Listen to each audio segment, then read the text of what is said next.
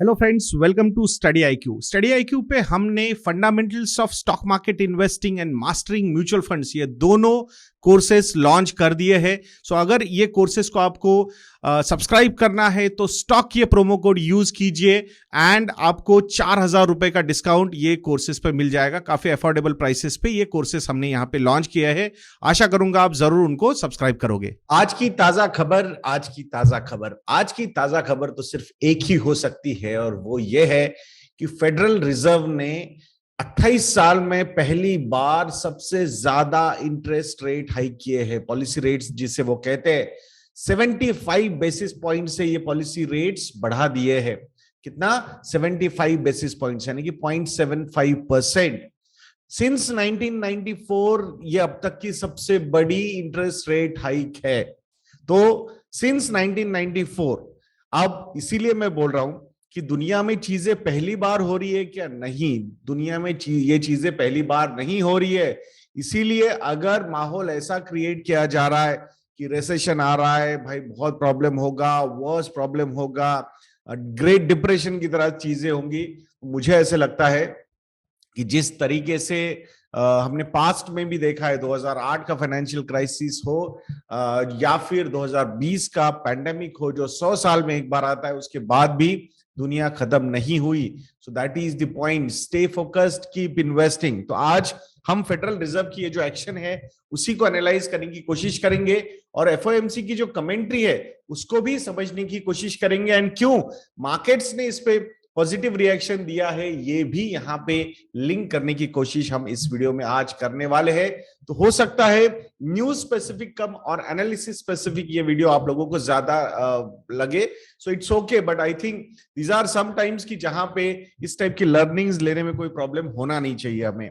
सो क्या रेंज है अभी पॉलिसी रेट्स की? 1.5 to 1.75% ये पॉलिसी रेट्स की रेंज है अभी फेडरल रिजर्व ने जो अभी रेट हाइक किया है उसके बाद।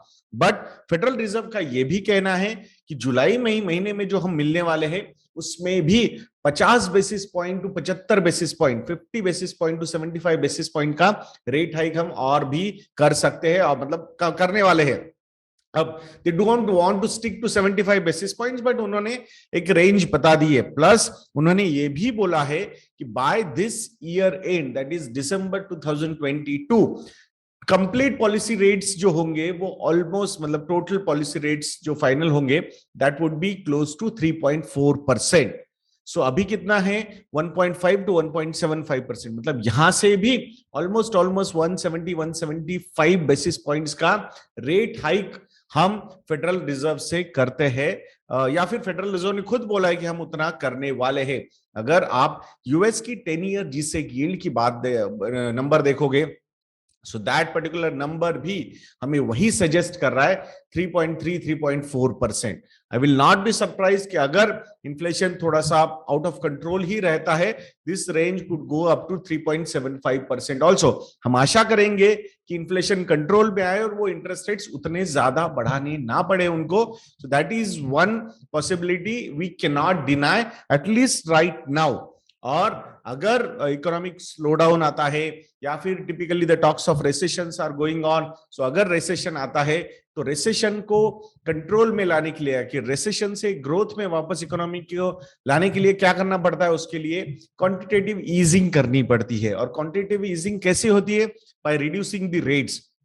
अब अगर रेट्स ही नहीं बढ़े होंगे तो क्वांटिटेटिव ईजिंग कहां से करेंगे? एंड दैट्स व्हाई आने वाले समय में पहले ये रेट्स ऊपर लेके जाया जाएगा एंड देन अगर रेसेशन आता है या फिर ग्लोबल स्लोडाउन होता है, so at that point of time aggressiveness in rate cuts also can happen, but provided inflation should come under control. What is the objective target of Federal Reserve for inflation?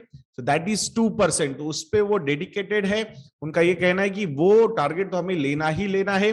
पहले उन्होंने ये बोला था कि inflation हम पहले कम लाएंगे, but unemployment का जो रेट है या फिर एम्प्लॉयमेंट जो है उसको उन्होंने उसमें उस स्टेटमेंट में रखा था कि भाई अनएम्प्लॉयमेंट नहीं बढ़ने देंगे, एम्प्लॉयमेंट बढ़ाएंगे एंड ऑल दोस थिंग्स, मतलब उस पे रहेगा फोकस। बट इस बार उन्होंने स्पेसिफिकली वो एम्प्लॉयमेंट वाला एंगल निकाल दिया है स्टेटमेंट में से, and they have focused more on inflation part. मतलब ऑब्जेक्टिव क्लियर है कि अभी इन्फ्लेशन ही कंट्रोल पे करना है। GDP is not their concern right now. It can become their concern in future, but currently the main concern is inflation. उसी को उनको कंट्रोल में लाना है, तो अराउंड 2% तक उनको वो लेके आना है। That is their objective target and they are strongly committed to achieve that. अब जो इंटरेस्ट रेट्स है जिसका प्रोजेक्शन उन्होंने कुछ दिया है, so 3.4% by this year end, then 2023 के ईयर एंड तक 3.8% तक भी पॉलिसी रेट्स जा सकते हैं, और उसके बाद अगेन 2024 में 3.4%। सो आई थिंक जिस तरीके से FOMC बोल रहा है, सो उनको लग रहा है कि inflation is going to be here for some time, and that's why increased interest rates, increased policy rates are going to be a new reality at least for the next 2 years, ऐसा federal reserve का मानना यहाँ पे है।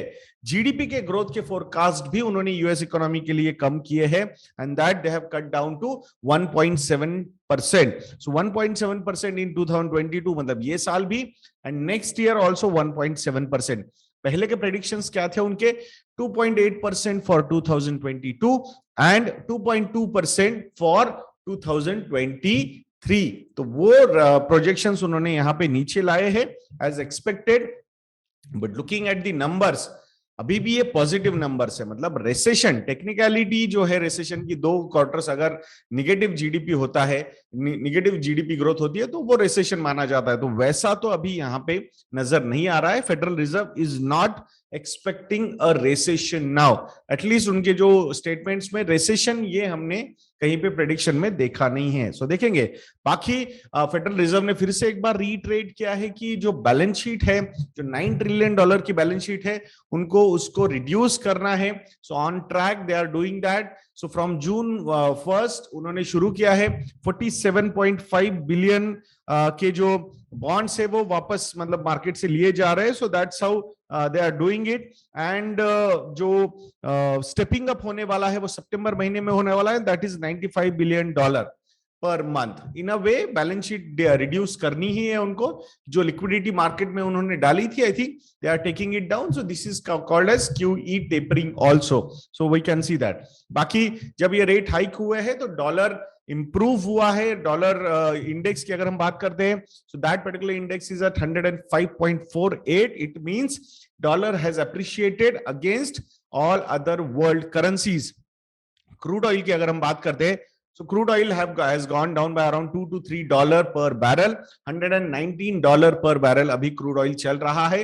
नीचे क्यों आया? अगर जीडीपी ग्रोथ के फोरकास्ट कम किए जाएंगे, सो ऑटोमेटिकली उसका इंपैक्ट क्रूड पे होगा ही होगा। अगर जीडीपी स्लो डाउन होता है, so automatically consumption of oil will also go down. तो ये सारी चीजें एक दूसरे से लिंक है। सो फर्स्ट मतलब मार्केट्स आर इंटरेस्टिंग। पहले मार्केट्स नीचे क्यों जा रहे थे? बिकॉज फेडरल रिजर्व शायद रेट हाइक कर सकता है। अब मार्केट्स कल ऊपर क्यों गए? US markets were up by 1 to 2.5% because federal reserve ने इंटरेस्ट रेट्स बढ़ा दिए। मतलब जो भी एक्सपेक्टेशन के हिसाब से चीजें होती है तो उसको मार्केट पॉजिटिवली रिएक्ट करता है। मार्केट निगेटिवली रिएक्ट कब करता है? जब चीजें एक्सपेक्टेशन के हिसाब से नहीं होती या फिर there is an uncertainty. बाकी लॉन्ग टर्म में it is all about the profit growth of the company, revenue growth of the company, operating profit margins improvement for that company. ये लॉन्ग टर्म के व्यूज है, but in the short duration these kind of events will affect the market. अगर कल US markets ऊपर गए हैं तो आज शायद इंडियन मार्केट्स भी ऊपर जा सकते हैं। इवन एशियन मार्केट्स जो ओपन हो चुके हैं उन्होंने काफी पॉजिटिवली रिएक्ट किया है to this Federal Reserve action.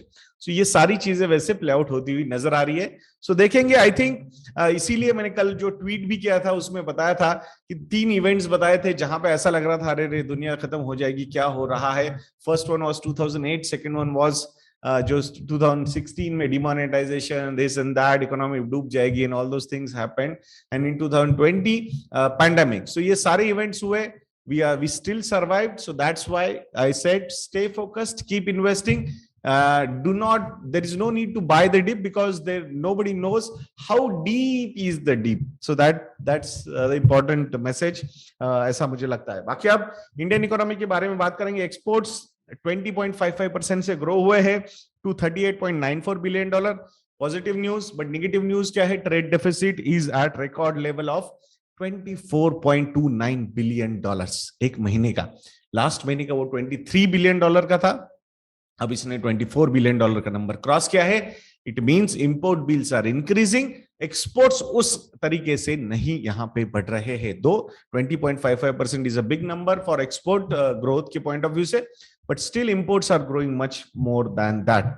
FY22 में दो सेक्टर से हाउसिंग एंड रोड्स इन्होंने सबसे ज्यादा कैपिटल एक्सपेंडिचर देखा है.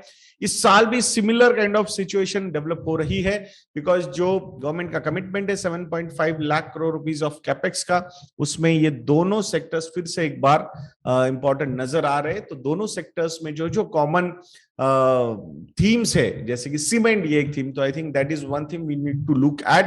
दो फिच रेटिंग का कहना है कि सीमेंट सेक्टर का जो यूटिलाइजेशन लेवल है वो 70% से घट के 65% तक नीचे आ सकता है. Major reason, it's not the consumption is slowing down, but the major reason the capacities are increasing. जो कंपनीज है उन्होंने जो प्लानिंग रखी है, बहुत ही एग्रेसिवली वो कैपेसिटी बढ़ाने की बातें कर रहे हैं या फिर इंप्लीमेंट कर रहे हैं, और उसी का नतीजा शायद कैपेसिटी यूटिलाइजेशन नीचे जाने में हो सकता है. From the long term point of view, जो भी कैपेसिटीज इंक्रीज हो रही है, I think they are going to help these companies because demand will increase, the consumption is increasing, the thirst for infrastructure development is still very high in government's minds. So I think all those factors will work really positively for this sector, cement sector. अभी auction भी होने वाला है, 5G auction जल्द ही. Around 1 lakh crore to 1.1 lakh crore rupees तक के auction शायद हो सकते हैं 5G के लिए. Major players Airtel and Jio. I am not sure Vodafone के पास कितनी लिक्विडिटी है, कैसे वो करने वाले हैं, but Airtel and Jio are very well prepared for this. So let's see. SBI ने lending rates बढ़ा दिए हैं as expected. अगर रेपो रेट ऊपर जाएंगे तो lending rates ऊपर जाएंगे ही जाएंगे, बट उसके साथ साथ HDFC bank and bank of Baroda ने इवन डिपॉजिट्स रेट भी बढ़ाए हैं. बट आपको एक इंटरेस्टिंग फैक्ट बताता हूं, जब भी ये इंटरेस्ट रेट्स बढ़ने की बातें होती है तो आपने जस्ट एक चीज कंपेयर करनी चाहिए. The way lending rates go up and the way deposit rates go up, इसमें बहुत डिफरेंस होता है, and that's how the margins get improved. याद रखना है हमें हमेशा कि जो मॉर्गेज लोन्स देते हैं, जो कंपनीज मॉर्गेज लोन देती है, उन कंपनीज के लिए ये बहुत ही बढ़िया प्ले आउट होता है ये scenario of rising interest rates. इसीलिए हाउसिंग फाइनेंस कंपनीज पे स्पेसिफिकली नजर होनी चाहिए हमारी. दो in the short duration I think थोड़ा प्रेशर इन पे चल रहा है, बट लॉन्ग टर्म लोन्स वाली, मॉर्गेज लोन वाली जो कंपनीज होती है, उनके लिए आई थिंक मतलब जो लॉन्जिविटी होती है इन लोन्स की वो बहुत ही बढ़िया होती है. तो वहां पे ये increased lending rates play a very positive role in their profitability. ये समझना हमने जरूरी है. फोन पे ये कंपनी आपको पता होगी फ्लिपकार्ट की, तो वो अपना आईपीओ लाने वाले हैं and they are seeking valuation of $8 billion to $10 billion.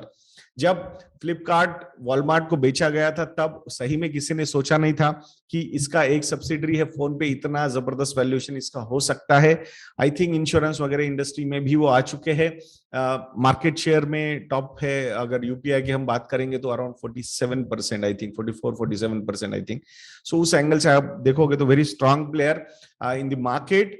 So interesting है. अब देखेंगे, मतलब उसका जब डिटेल्स आएंगे तो तब एनालाइज करेंगे. But I think these are some companies which are really doing well, and जो टिपिकल पेमेंट सिस्टम से प्रॉफिटेबल बिजनेसेस में कन्वर्ट होती हुई ये केस स्टडी मुझे नजर आती है. So I will be very interested in analysing the story जब भी वो आईपीओ की न्यूज एग्जैक्टली सामने आती है. तो इंडिया की जो माइक्रो फाइनेंस इंडस्ट्री है उसकी जो लोन बुक है वो 10% से ग्रो हुई है in FY22 and the number is 2.85 lakh crore rupees. So पहले बैंक्स थे, बैंक्स के बाद एनबीएफसीज आए, उन्होंने नया एक मार्केट ओपन किया. अब माइक्रो फाइनेंस इंडस्ट्री आ गई, उन्होंने और नया मार्केट ओपन किया. I think these are interesting things and that's how new markets get evolved. So it's a good thing. Aggressive है, एग्रेसिवनेस ज्यादा होता है एनपीएस के नंबर्स भी ज्यादा हो सकते हैं, but the margins are quite good in these businesses. NIMs are double digit NIMs है उनमें. तो I think from that point of view risks are there, but opportunities are also very high. So आशा करता हूं दोस्तों कि आज का भी ये सेशन आपको अच्छा लगा होगा. वीडियो को लाइक करना, शेयर करना और चैनल को सब्सक्राइब करना मत भूलना. नेक्स्ट वीडियो में मिलते हैं. जय हिंद.